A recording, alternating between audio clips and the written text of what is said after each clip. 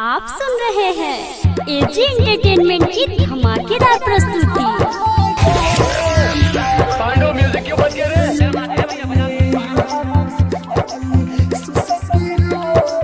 mix by AG recording studio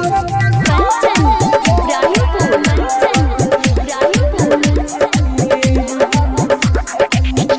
तुरले भरोसा सच में बदलिए गइले रे भतारा घर चलिए गइले रे पिया के सामने जाके नाते होइबे मुसकी हम सुसकी रो आबादी रे पिया के सामने जाके नाता होइबे मुसकी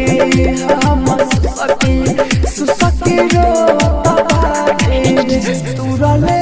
भरोसा सच में बदलिए गइले रे